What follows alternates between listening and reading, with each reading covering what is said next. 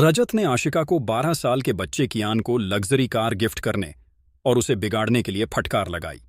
आशिका ने उसे चेतावनी दी कि वह अपने लहजे पर ध्यान दे क्योंकि उसके मेहमान उन्हें देख रहे हैं। उसने कहा कि अब वह कियान की कस्टडी नहीं रखता है और इसलिए उसे सिखाना चाहिए। रजत ने कहा कि वह अर्श की कठपुतली गुड़िया है और उसके इशारों पर नाचती है।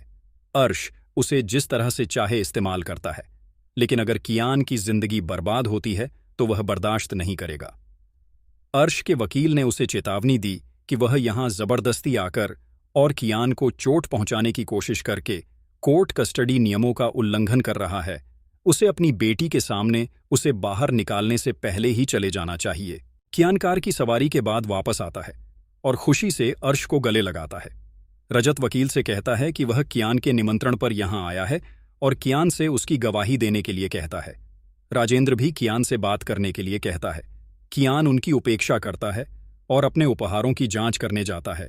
वकील के सहयोगी रजत से कहते हैं कि वह अभी चले जाए, वरना वह उसे बाहर निकाल देगा। रजत साई और राजेंद्र के साथ चला जाता है। कार में साई कहती है कि उसके पास पार्टी में कुछ नहीं था और इसलिए वह कुछ आइसक्रीम खाना चाहती है। रजत अपनी कार पास के एक कैफे में रोकता है। सावी उसी रेस्टोरेंट में तारा के पति जिगर से मिलती है और उसे अपने गहने और बचत की चीजें देती है।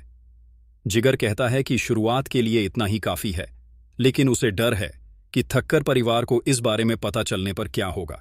सावी उसे भरोसा दिलाता है कि उन्हें इस बारे में पता नहीं चलेगा। रजत कैफे के बाहर साई के लिए सॉफ्टी खरीदता है और वहां सावी की कार देखता है। वह आगे देखता है कि सावी रेस्टोरेंट के अंदर एक आदमी से बात कर रहा है। वह पता लगाने के लिए रेस्टोरेंट में जाता है और सावी को अपनी कार में जाते हुए देखता है। साई उसे बुलाती है और वह चला जाता है। घर वापस आकर वे भाग्यश्री को फिर से अस्थमा का दौरा पड़ते हुए पाते हैं और उसे दिलासा देते हैं। साई रजत से पूछती है कि परी मम्मा कब आएंगी, वह उनके बिना सो नहीं सकती। भाग्यश्री ने रद्द से उसे सुलाने के लिए कहा। सावी कुछ समय बाद घर लौटती है और पूछती है कि पार्टी कैसी थी।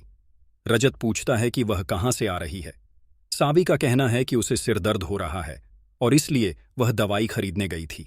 रजत का कहना है कि उसे झूठ बोलना सीख लेना चाहिए था, जैसे वह अपनी बाकी चीजें करती है। उसने मम्मी को पीड़ित होने के लिए छोड़ दिया। सावी का कहना है कि उसने आरध्य को भाग्यश्री की देखभाल करने के लिए कहा था और बाहर चली गई थी। आरध्य पूछती है कि उसने कब किया।